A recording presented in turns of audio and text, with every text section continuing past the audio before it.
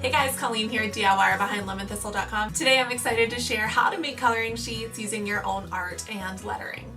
So I have made a few of these. I've made them for my family. I've shared some a few years ago on my blog, and every once in a while I get the question, how do you make your own coloring sheet? So today I wanted to share two different ways that I like to do that.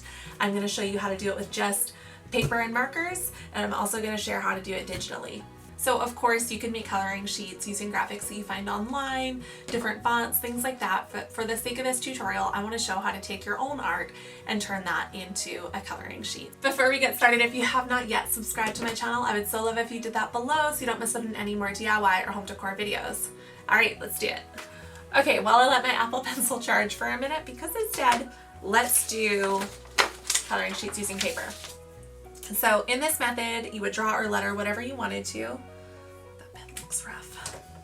There we go. And then we're gonna go and we're gonna trace the outline of it with the other end of this pen. You could use whatever markers or pens you want. You could just use a Crayola marker. I love these. This is the Tombow dual brush pen. I use this for my lettering quite often, and I really love this bullet nib on this side for a lot of other things. It's just a great marker. That justifies my purchasing a lot of them. So for this one, I'll do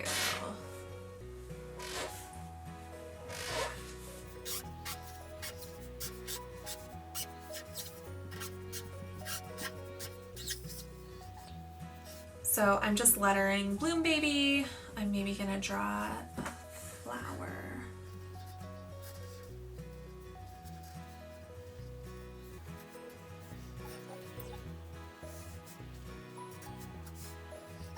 Now, if I was making this as a coloring sheet for my blog or anything really, I would probably add some more illustrations, but for the sake of showing you guys how to do this, keep it pretty simple. So I've done one big flower and then a couple little ones here. And then I switched to my bullet nib. So the nice thing about this is you can kind of like, so for example here, I'm gonna say I actually would like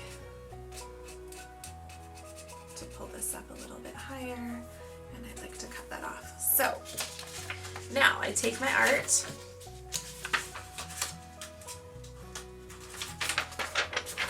and I put a blank piece over top of it. Super low tech, you guys, and then you can trace it. If you're having a hard time seeing it, you could also do the elementary school to put it up on a window like this and outline your letters.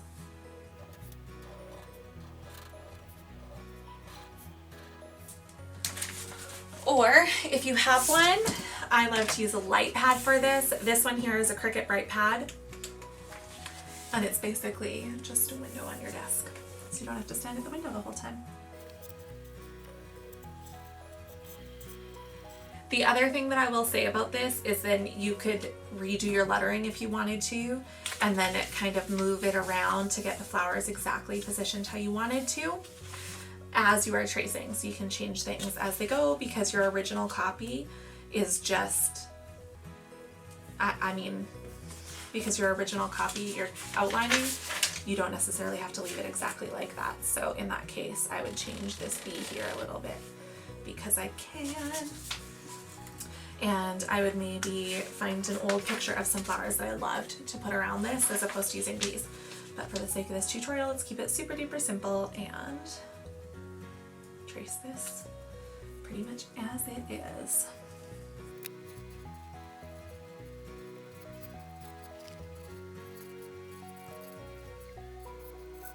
And then once that is done, you can open it up and you can either just take a picture of it, or you can get a scanner app, which is what I did when I was taking lots of pictures of my lettering to put online, especially if you don't have Photoshop.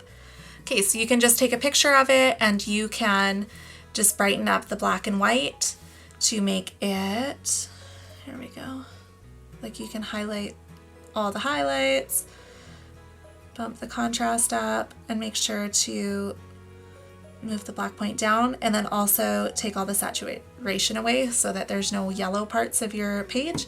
And then that there is a coloring sheet. And you could crop the top off where I got the table as well. But easy peasy. The next way is on the iPad Pro. So this is an Apple Pencil I'm going to be using for this, and I really like to use a brush pen to draw my design.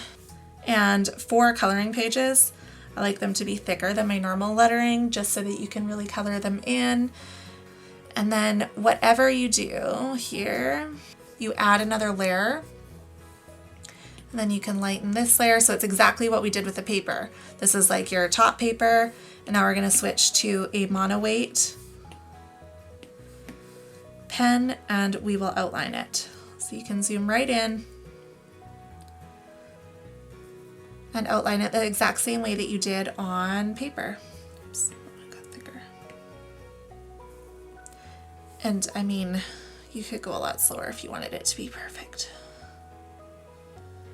I am not today.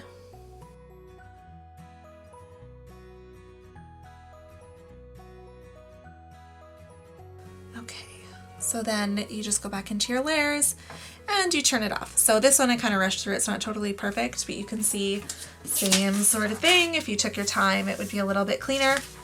This is ready to be a coloring sheet. So from Procreate, different programs are different, but you can export it as a PDF and then it's ready for printing.